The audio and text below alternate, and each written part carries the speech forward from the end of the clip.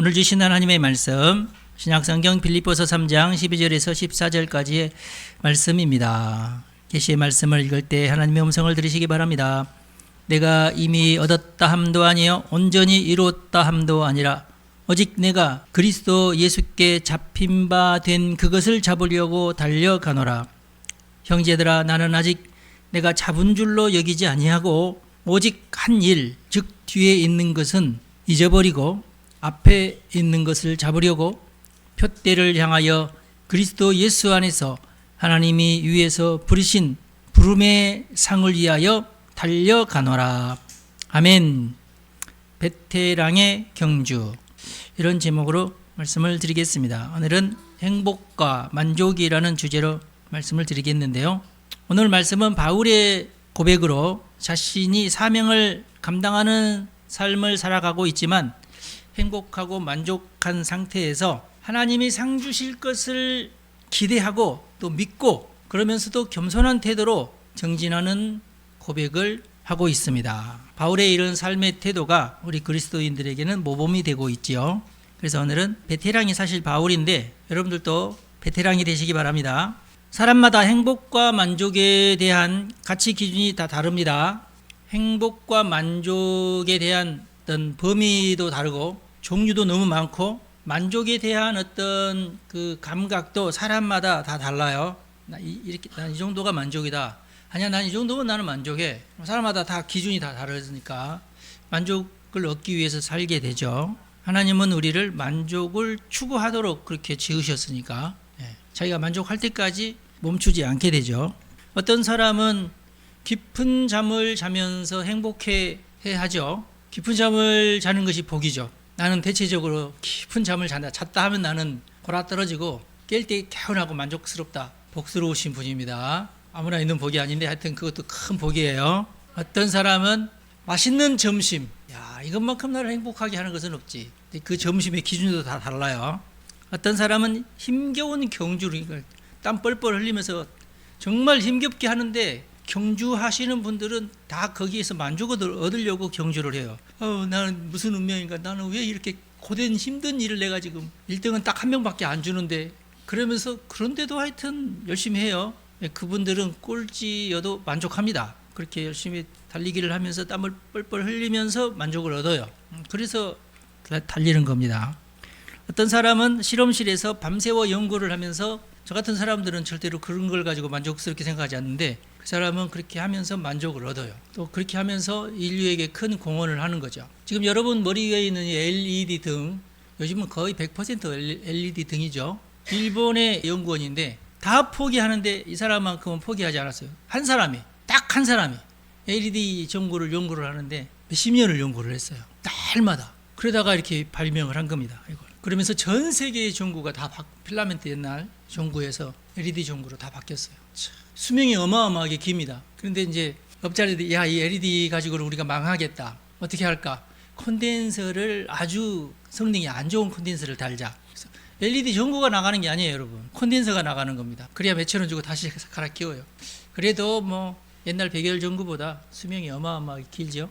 다 감사합니다. 연구 덕분에. 어떤 사람은 강아지랑 노는 것을 그렇게 즐거워하고 행복해하고, 다 달라요, 사람마다.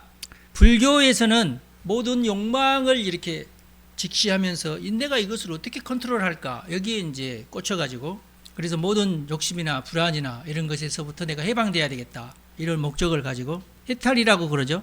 욕망에서 해탈하는 것을 목표로 삼고 수행을 하는데, 그래서 제가 저희 수행에 대해서 좀 연구를 해봤더니 혼자 하면 절대로 안 되고 굉장히 위험하대요. 해탈에 관련된 여러 가지 그 수행이 있는데, 인도자가 해탈 경험이 있는 인도자가 앞에서 인도를 하고 조금 이상한 눈치가 보이면 너 그렇게 하지 말아라, 그렇게 하면 위험해 하면서, 그렇게 하면서 깊은 묵상에 빠진다고 그래요. 그래서 자기 속에 있는 어떤 욕망이나 이런 것들을 컨트롤하는 그런 경지까지 가게 되는데 어렵대요. 이게 쉽지 않대요.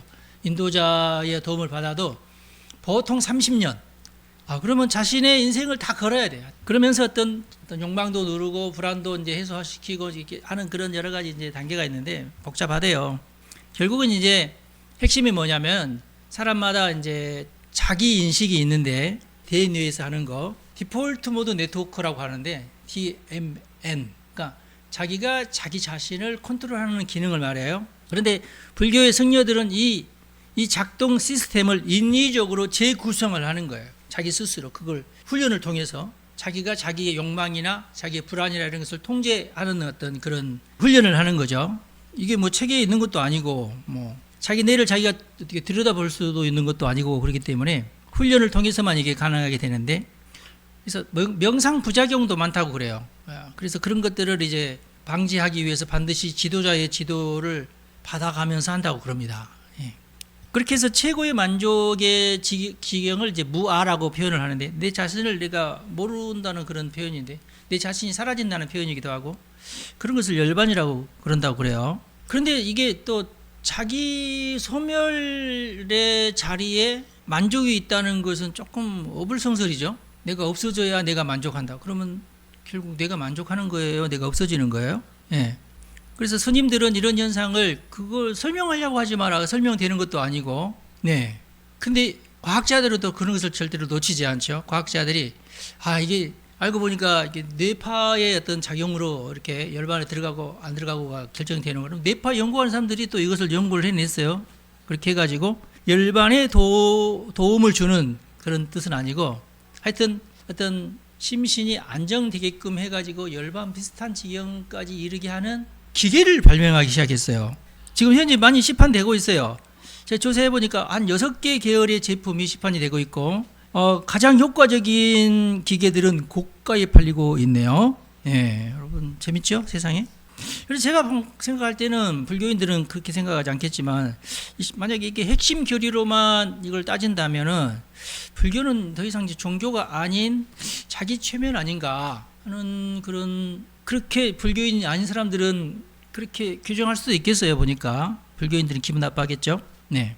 부처도 살아생전에 자기를 따르는 무리들에게 너희들은 아라한이다 이렇게 얘기를 해줬어요. 그러니까 너희들은 내가 잘 이렇게 컨트롤하고 코칭을 해서 너희들은 지금 현재 무아의 경지에 이미 이르렀다. 근데 무아가 되려면 죽어야 되잖아요. 내가 있는데 내가 무아일 수는 없잖아요. 결국은 그 경지까지 가려면은 죽어야 내가 무아가 되는데, 해탈이라고 그러죠. 근데 이제 뇌과학자들이 하는 말은 그런 경지가 되면은 결국은 이제 그게 어떻게 되냐면 내 편도체가 준동하지 않도록 편도체를 이제 안심시키는 그런 훈련이에요. 불안하냐? 야, 불안해하지 마. 네가 불안해하는 그것도 다 허상이야. 그렇구나. 뭐 될 대로 되라지. 나 안 불안해. 지도자가 이제 그렇게 이제 얘기. 너 눈빛이 왜 그래? 너 불안하구나. 그러지 마. 걱정하지 마. 걱정하지 마. 이렇게 이제 해주면은 불안하지 않게 되고, 그렇게 되면은 이제 그거 보고 이제 뇌과학에서는 보상회로라고 그래요. 안심이 되는, 편안해지는 그런 이제 호르몬이 이제 나오게 되고. 근데 아마 그런 것을 불교에서는 열반이라고 하지 않았나 그렇게 이제 추측이 되는데, 하여튼 간에 그러나 보통 불교인들은 그런 열반까지는 사실은 추구하지 않아요. 스님쯤 돼야지 열반으로 가는데, 스님이 된다고 해서 다 열반의 경지에 들어가는 것도 아니고, 그 수련 기간이 너무 길고 그렇기 때문에 중도에 뭐 그만두고 하는 사람도 많고, 보통 불교인들은 그냥 우상숭배적인 어떤 기복신앙 쪽으로 빠져 들어가는 거죠. 이 생애에서는 내가 뭐 열반까지는 아니고 그냥 부처님한테 복받고 살고, 열반은 그냥 다음 생이나 나는 생각해 보든지 말든지 그런 식이에요. 스님들도 굳이 성도들한테 그 스님이 되셔야 돼 그런 스님은 없어요. 그냥 오셔서 열심히 불공 드리고 문제 있으면은 절하고 시주나 많이 하고 그냥 가시라고, 그 정도죠. 그냥. 그러니까 다들 그냥 우상숭배나 다름없어요. 가장 편리한 종교는 이슬람이에요. 이슬람이라는 그 말 자체가 복종이고, 이슬람의 가장 큰 도덕은 복종이에요. 무조건 복종하는 거. 그러니까 알라가 말하는 하여튼 그 샤리아 법이라고 하는데, 그 경전의 그 법에 무조건 복종을 하면은 된다. 복종만 하면은 다 된다. 그거 이상 다른 것을 또 요구하지도 않아요. 무조건 복종이에요. 묻지도 따지지도 않고 하라는 대로 하는 거.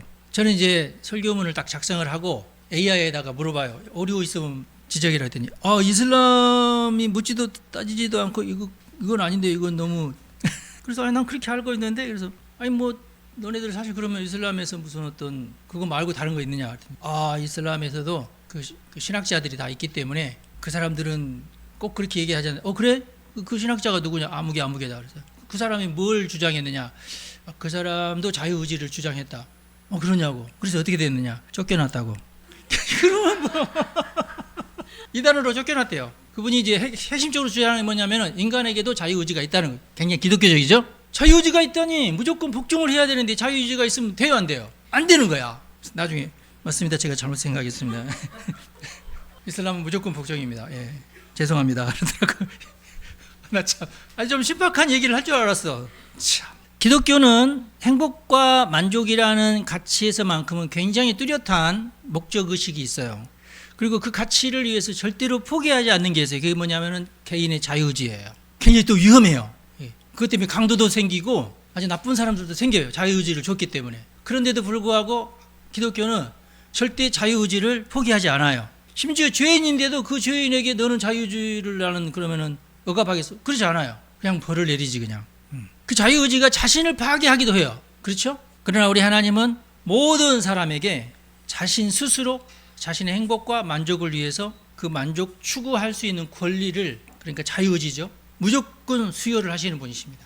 그리고 그 기준도 자기가 정하는 거예요. 하나님은 아니야, 너 그 기준 아니야. 하나님 그렇게 하지 않아요. 이건 나는 이렇게 해야 만족인데요.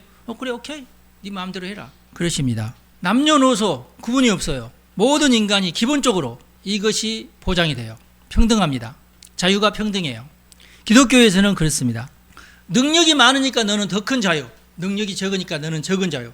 절대 그런 거 아니에요. 그런데 능력의 유무가 또 많은 차이를 또 나타내는 것은 맞아요. 신체적인 능력이 좋아야 달리기도 하는 겁니다. 그렇죠?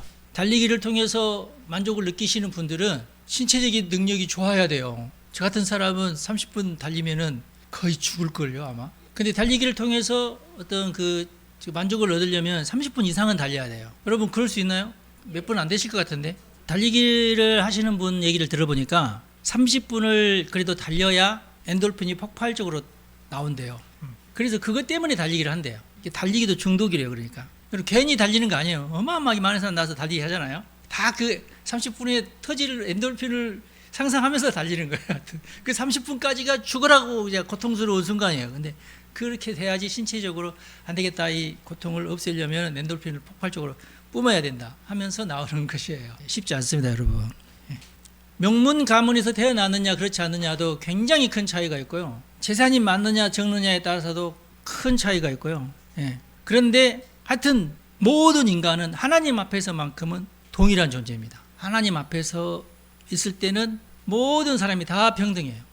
그리고 이 행복과 만족은 각 개인의 자유로운 의사 결정을 통해서만 그게 정해지는 거예요. 사람마다 너무 천차만별이니까. 그래서 책임도 중요하고 자유도 중요합니다. 이것도 같은, 그러나 위험한 거예요. 그러니까 어떤 사람에게는 그게 위험할 수 있어요. 어떤 사람에게일까요? 제대로 훈련되지 않는 사람들은 위험해요. 자유를 제대로 쓰는 방법을 잘 훈련하지 않으시는 분들이 있거든요. 가정 환경이나 이런 것들 때문에, 여러 가지 이유 때문에 그런 사람들에게는 이제 위험도수가 높아지게 되겠죠. 그래서 이런 어떤 기독교적인 가치, 자유의 가치가 제대로 잘 작동하기 위해서는 일단은 가정이 중요하고요. 그 사회, 그 가정을 중심으로 한 그 어떤 집단 공동체가 중요하고요. 법을 만드는 나라가 중요해요. 이게 갖춰져야 기독교적인 어떤 자유가 제대로 작동을 하고, 그래야지만이 그 사회가 훨씬 더 폭발적으로 발전할 수 있어요. 그렇지 않으면 억압된 사회가 되고 통제 사회가 되고 북한이 돼버리고 막 그렇게 돼요. 어쩔 수 없이. 그래서 기독교적 사회라고 하는 것은 그 모든 것들이 최대한 잘 기능이 되도록 설계된 나라가 기독교적 사회다, 그렇게 볼 수 있어요. 결국은 이제 최소한의 자유를 모든 사람에게 공평하게 배분되도록 하려고 만들어진 것이 법이죠. 법이 있어야 돼요. 내 마음대로 하면 안 되잖아요. 나의 자유는 다른 사람의 자유를 침해할 수 있지 않습니까? 그래서 법과 규칙 아주 중요하죠. 심지어 기독교적인 사회에서는 속으로 다른 사람 욕하는 것도 자유예요. 그리고 성경에 보면은, 성경의 하나님은 사람들이 자기 마음대로 살아도 네 그렇게 살았구나 하고 하나님께서는 기억하고만 계시지 방해하시지 않아요. 하나님은 방해하시지 않아요. 쌓일 때까지 이제 그럼 내가 이제 벌 내려야 되겠네 하고 결정하실 때까지는 방해도 하지 않아요. 그렇게 하나님은 자유에 대해서 아주 굉장한 어떤 그 권한을 주십니다, 사람들에게. 하나님의 법은 굉장히 탄력적이죠. 그러니까. 그리고 하나님의 법에서 굉장히 특징적인 것이 있는데, 하나님은 하나님과의 관계가 친밀한 사람들에게는 굉장히 자비로워요. 여러분들이 이제 이 점을 잘 활용을 하셔야 돼요. 하나님은 하나님과 친밀한 사람에게는 굉장히 혜택이 많으시다. 그러니까 분명히 하나님과 안 친밀한 사람은 오늘 저는 꿀밤 한 대 줘야 되겠다 이러시는데, 하나님과 친밀하다 그러면은 그걸 좀 더 늦추시고 꿀밤을 또 아끼세요. 그래서 꿀밤인가? 하여튼 그렇게 하셔가지고 이게 최대한 대로 가장 적절한 순간을 가늠하시면서 가장 적절한 순간에 벌을 주세요. 근데 그게 또 벌도 아닌 것이, 그걸 통해서 그 사람이 변화도 되고 환경이 개선이 되기도 하고 여러 가지 효과가 있어요. 이게 하여튼 예수님을 믿는 비결이에요. 복이라고 할까? 그렇다고 해서 여러분 마음대로 막 이렇게 사시지 마시고, 하여튼 하나님은 뿌린 대로 거두기는 하시는데, 하나님과 같이 사는 사람에게는 뭔가 특별한 어떤 사랑이 거기에 담겨 있다. 사랑의 매라고 할까? 그런 게 있어요. 하나님은 또 우리에게 천사를 보내셔서 우리를 보호하시기까지 하십니다. 여러분 이 복을 믿으시기 바랍니다. 그래서 성경에서 가르치는 것은 하여튼 모든 개인의 행복과 만족을 위해서 우리에게 그런 가르침을 주신다. 그래서 수준 높은 행복, 수준 높은 만족을 여러분들이 얻으려면 성경을 잘 알고 바르게 깨우치는 것이 굉장히 좋아요. 그래서 성경 공부를 하는 거예요. 다른 사람의 예를 보면서 아 저렇게 하는구나 하는 어떤 그 지혜를 얻는 거죠. 그런데 성경에서는 심지어 주어진 자유로, 자유로운 거예요. 자유로 희생적인 삶을 권장하기도 해요. 그 이제 모범이 오늘 우리가 얘기한 바울이에요. 어느 누구도 희생적인 삶이 좋지 않죠.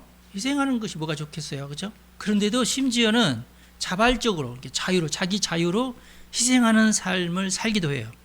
현대 사회가 가르치는 가치관과는 좀 상반되는 견해입니다. 지금 현재 우리나라의 분위기는 뭐죠? 자기 권리를 지가 차지하려고 애를 써야 되고, 이게 나의 권리다. 학생은 학생의 권리가 있고, 노동자는 노동자의 권리가 있고, 여성은 여성의 권리가 있고, 남성연대라는 것도 생겨가지고 남성도 이런 권리가 있다 이렇게 막 주장하고 그런. 근데 워낙 전통적으로 사람들은 남성의 권리를 주장을 해왔으니까 지금은 여성의 권리가 주장을 해야 될 시기다 이렇게 해서 이제 여성주의가 발전을 하고 있지 않습니까? 손해보지 말아야지, 자신의 권리를 모두 자기가 찾아야지, 주장해야지, 심지어는 극단적으로 주장해라. 그래서 장애인연합회에서는 자신들의 권리와 행복 추구권을 위해서 다른 일반 시민들의 권리까지 막 침해해 가면서 왜 이랬습니까? 우리도 우리의 권리를 찾기 위해서 그러니까 당신들이 좀 멀쩡한 사람들이 좀 희생을 해줘야지 그런 분위기잖아 지금. 그러니까 해도 너무한다. 한두 번은 참아주는데 해도 너무한다. 그러고 있어요. 그 정도로 지금은 자신들의 권리를 막 자신들의 자유의지에 의해서 자신들이 차지해야 될 권리를 찾느라고 정신이 없어요. 제가 볼 때는 지금 우리나라 분위기가 그래요.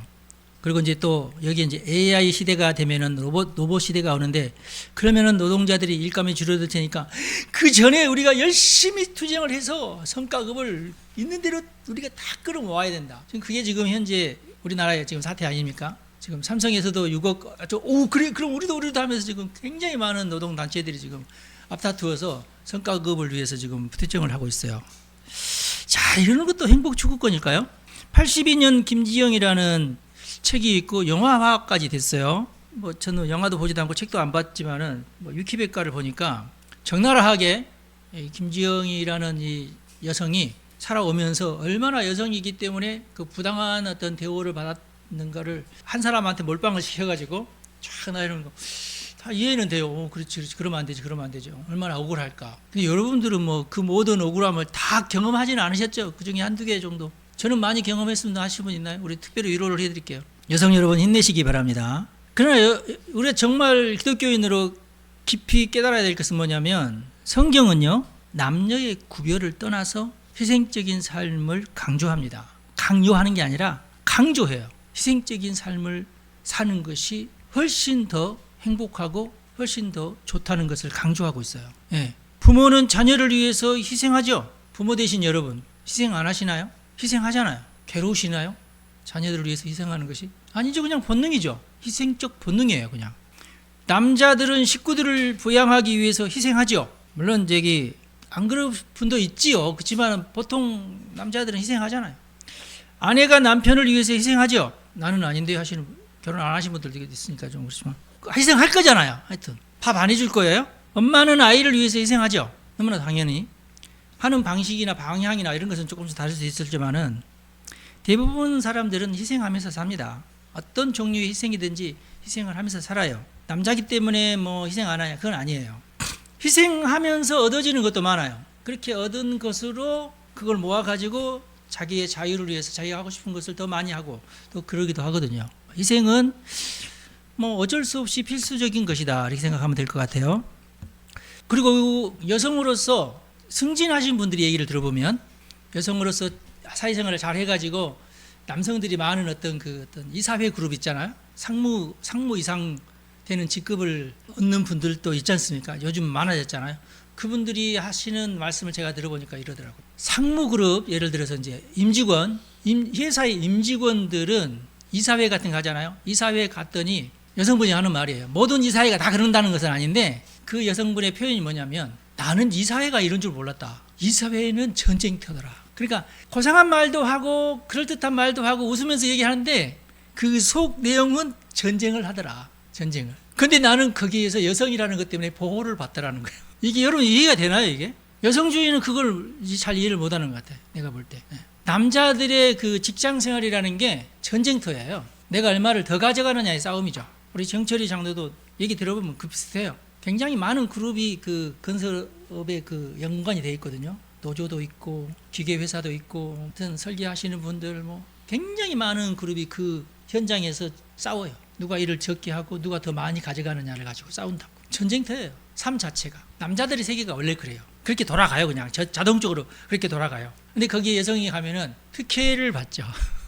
안 그래요? 그런 건 아니에요? 여정여라는 말도 있어요. 여성의 적은 여성이라는 말도 있어요. 네. 세상이 원래 그렇다는 그런 얘기입니다. 사람이 만족을 얻으려면 어떻게 해야 되느냐? 우선순위를 정한 학자들도 있어요.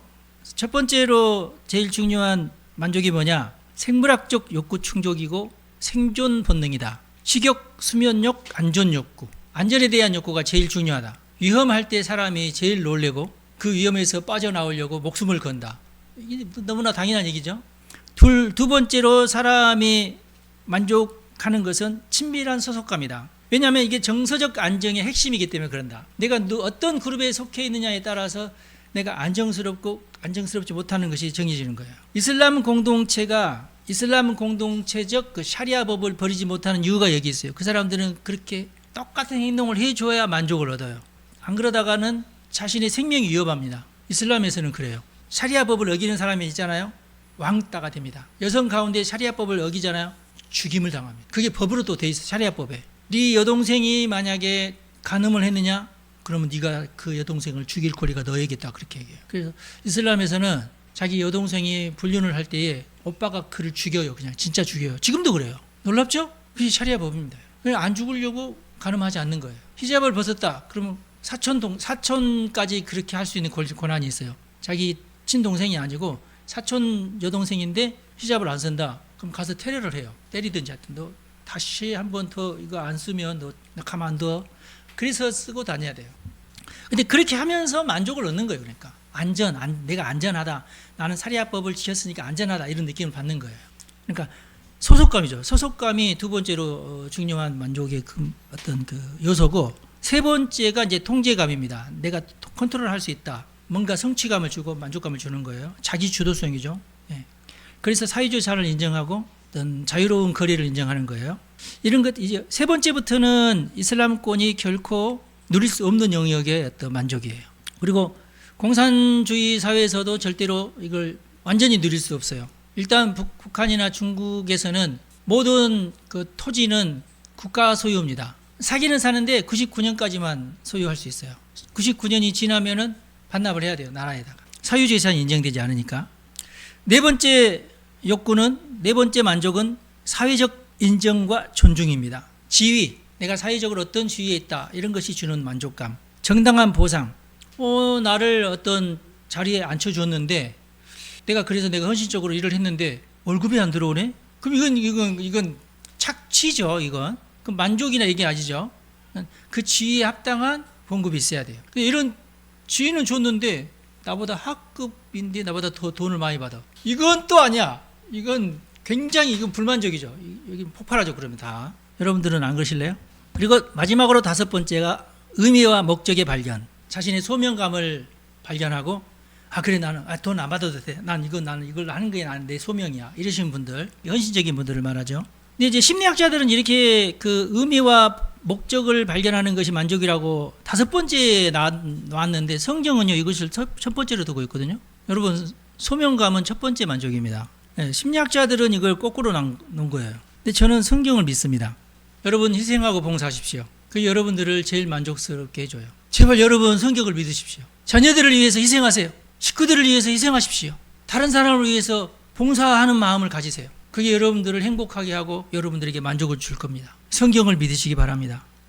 하나님이 우리를 위해서 전적으로 희생하고 봉사하고 예수님이 그러셨어요. 예수님의 삶이 희생하는 삶이셨어요.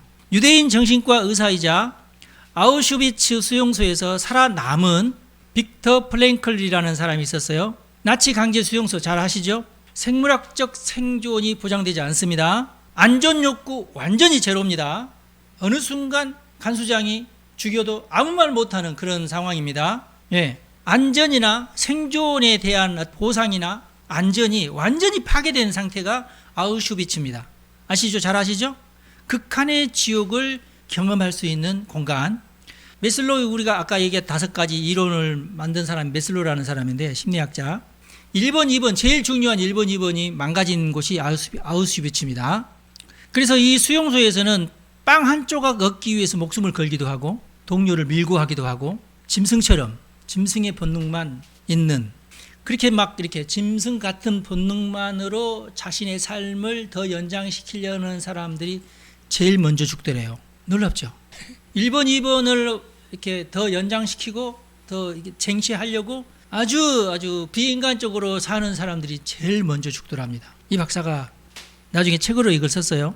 반면에 자신에게 있는 빵 조각을 다른 사람에게 양보하고 나는 인간이지 동물이 아니야, 이런 생각을 가지고 있고 나는 기필코 살아남아서 이 비극을 세상에 알려야 돼 라는 사명감을 가지고 있는 사람들은 끝까지 살아남더래요. 그 사람에게는 면역력이 유지가 되더래요. 그렇지 않는 사람들, 동물처럼 사는 사람들한테는 면역력이 떨어지고 결국 빨리 죽어, 병으로 죽든 하여튼 죽어 하여튼.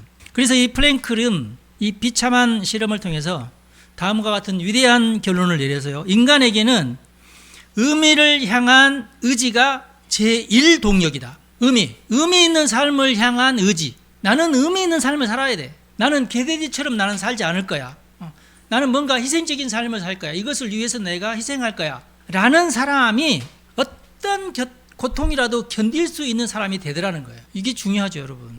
의미를 잃은 사람은 아무리 배불러도 자살을 하더라는 거예요. 그것을 아우슈비츠에서 경험을 한 거예요. 이 사람은 막 다른 사람 거 뺏어 먹고 거짓말까지 하고 막 이래도 그냥 그 사람은 스스로 자살하더라는 거예요. 삶의 의미를 잃으니까. 인간으로서의 삶의 의미는 사라지잖아요. 그러면은 자살하더라.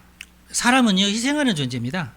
사람은 남자와 여자로 나눠서는 안 되고 희생하는 자와 방관자로 나누어야 됩니다. 사람의 종류는. 이 세상은 지금 남자와 여자로 사람을 나누고 있는데 잘못된 거예요.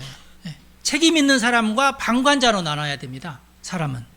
책임이 있는 자는 희생하는 사람이에요. 방관자는 희생하지 않는 사람이에요. 모든 희생에는 숭고한 의미가 있어요. 왜 나는 희생한다는 생각이 있어요. 목적의식이 있어요. 이렇게 내가 희생하는 목적의식이 있어요. 그 목적의식이 소중한 거예요. 목적의식을 위해서 살아야 그 사람이 진짜 만족을 얻더라는 거예요. 사람에게 있어서 어떤 의미를 내가 갖는다는 것은 뭘 말하냐면은 혼돈을 막아줘요. 내가 왜 사는지에 대한 혼돈을 막아줍니다.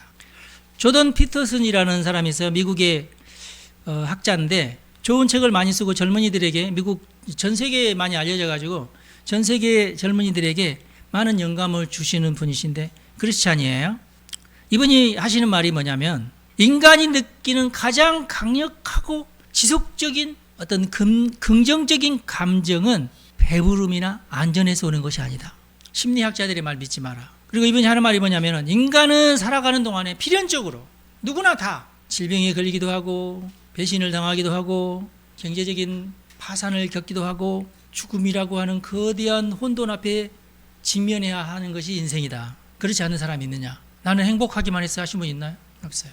만약에 인생의 첫 번째 어떤 목적이나 기준이 생물학적 만족, 안락함, 배부름, 편안함, 이런 것이 인생의 첫 번째 목적이라고 한다면은 그런 생각을 가지고 있는 사람은 조금만 힘들고 고통스러운 어떤 환경이 되어도 그 사람의 삶이 무너져 버려요. 포기하지 않아도 될 것을 막 포기를 해버려요. 지혜롭게 빠져나갈 수 있는데도 그 지혜를 찾지 않습니다. 그냥 삶의 의지를 놔버려. 그리고 허무주의에 빠집니다. 나는 왜 이러지? 왜 이 불행이 나한테만 오지? 모든 사람에게 다 가요, 불행은. 그런데 스스로 그렇게 생각하는 거예요. 왜 나는 이렇게 불행하지? 그러나 내 삶이 하나님이 내게 주신 사명이 내게 있어. 이게 내 사명이야. 이게 나의 숙제야. 이렇게 생각한 사람은 어떤 거센 풍파, 어떤 어려운 환경이 닥치더라도 자신의 삶에서 벗어나지 않아요. 자신의 사명을 포기하지 않아요. 사명감. 그리고 이건 내가 짊어지고 가야 될 나의 십자가야. 나는 이걸 짊어지고 갈 수 있어. 그렇게 생각한다는 거예요. 그리고 그렇게 정말 살아갑니다. 의미와 목적. 내가 왜 살아야 된다. 나에게는 어떤 사명감이 있다. 나는 이것을 이루어야 된다. 이런 목적의식이 있는 사람들은 불행이 자기에게 홍수처럼 다가와도 그 홍수에서 벗어나고 익사하지 않고 그 사명감이 어떻게 보면 그 사람에게 가장 안전장치가 돼요. 오늘 우리는 바울의 고백을 다시 한번 되새길 필요가 있습니다. 사람은요, 짐승으로 분류되어서는 안 되는 존재입니다. 짐승처럼 살고 싶은 사람도 물론 있겠지만은 우리는 생존하기 위해서 사는 존재들이 아니에요. 의미를 위해서 존재하는 자들이지. 인간은 절대로 무의미함에 굴복하는 존재가 아닙니다. 비록 죄가 있더라도, 비록 실패하고 병들기도 하고 파산도 하고 절망도 하고 불행 때문에 고달프지만, 그래서 어쩔 수 없이 짐승처럼 살아야 될 순간이 있을지도 몰라요. 그러나 결코 우리는 짐승이 아니죠. 우리는 절대 돈만 있으면 모든 것이 다 가능하다고 믿는 존재들도 아닙니다. 잘 살면 되지 뭐. 그게 또 인생은 아니에요. 인생은 의미를 따지는 존재고 목적이 있고 사명이 있는 존재들입니다. 그렇지 않나요? 그것 때문에 희생도 할 수 있고 그것 때문에 십자가도 질 수 있고 그런 존재가 인간이에요. 물론 살 때는 이기적으로 살 때도 있고 심지어 죄를 짓기도 하고 심지어 다른 사람을 막 짓밟으면서 올라가기도 하지만 항상 그러는 것은 아니다. 나도 모르게 내 본능이 그렇게 할 수도 있어요. 생명이 막 너무 위급할 경우. 그렇지만은 본능적으로 다른 사람을 구하기 위해서 뛰어드는 사람도 많아요. 그렇잖아요. 저 사람 위험한데 그러면은 나도 모르게 뛰어가서 그 사람 잡아주고 끌어주고 막 이래요. 아닌데 나도 위험할 수 있는데 그러면 안 가나요? 그럴 수도 있는데 본능적으로 가서 그 사람을 구해주기도 한다. 불쌍한 사람 보면 돕잖아요, 여러분. 그렇지 않나요? 그 사람 막 도와줬다가 괜히 시간만 낭비했는데 여러분 그러신가요? 선행 자체가 본능이잖아요, 우리가. 그게 사람이죠. 오늘 말씀은 우리 예수님의 십자가가 무엇인지 잘 깨닫게 하는 말씀이고 예수님처럼 나도 나의 십자가를 지고 살아야 되겠다 하고 결단하는 바울의 신앙 고백이 오늘 말씀에 담겨 있죠.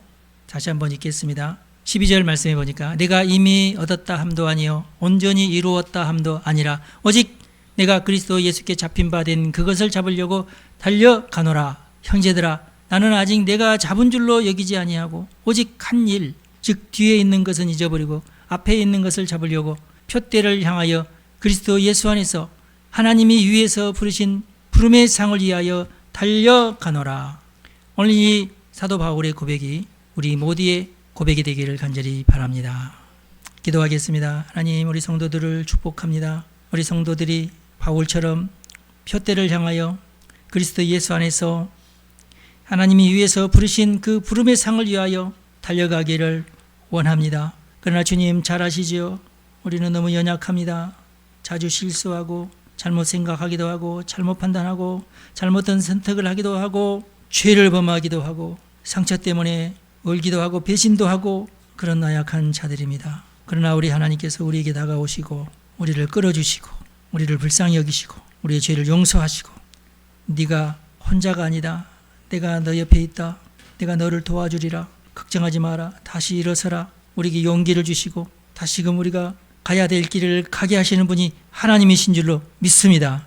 아버지여, 우리도 바울처럼 목적을 향해 항해하는 성도들이 되게 하여 주옵소서. 이 시간 우리가 다시 한번 결단하오니 우리에게 하나님께서 힘을 주시고 또 예수님처럼 바울처럼 살려고 하는 사명감을 우리에게 부어주시어서 우리는 이 세상에서의 만족보다 천국에서 누릴 만족이 더 귀하고 영원한 만족인 줄 믿습니다. 바울이 걷던 그 길을 우리도 함께 걸어가기를 원합니다. 다짐하는 우리 성도들을 축복하오니 우리 하나님께서 바울에게 허락하셨던 그 놀라운 힘을 우리에게도 부어 주옵소서.